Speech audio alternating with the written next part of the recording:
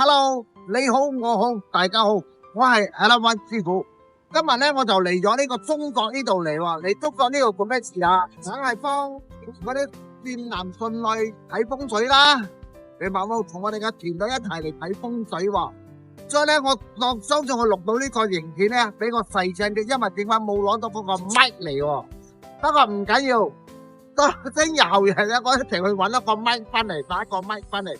點解我要睇呢隻風水嘅？雖然而家陣咧呢個月份嘅方面都仲係好凍喎，涼涼地話係講深圳啊、廣州啊、香港嗰啲，都已經係好熱嘅地方啦。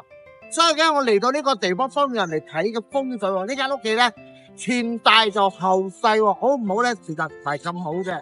因為我用呢個地方達到佢有打米嘅喎，直嘅米喎。你睇到呢度嘅米就喺呢度嚟啦。睇到冇？佢哋而家咧就係打緊嘅米啦，人哋種嘅填咗嘅米咧，佢攞嚟呢度打嘅，嚟呢度打呢個米嘅，睇到冇？所以呢個米咧一直都仲係喺呢度喎，睇到冇？呢個米嚟嘅，friend man，你近啲仔咁多，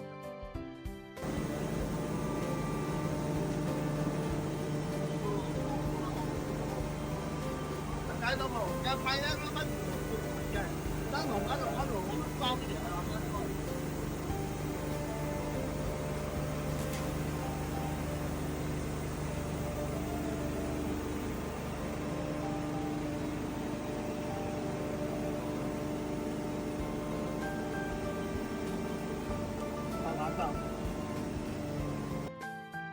所以咧，我哋喺吉隆坡呢度嚟咧，都好少人嚟見到人嚟打米。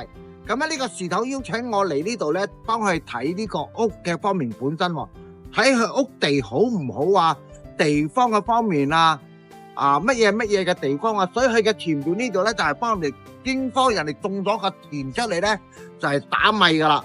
所以我係講俾你哋所知道，呢個打米嘅地方嘅方面本身係非常好嘅。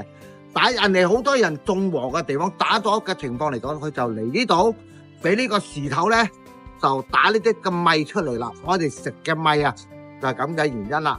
所以咧我都嚟到呢度嘅呢個邵陽呢個嘅地方咧，我都好多謝呢個時頭俾個機會我錄一錄呢樣多少嘅嘢。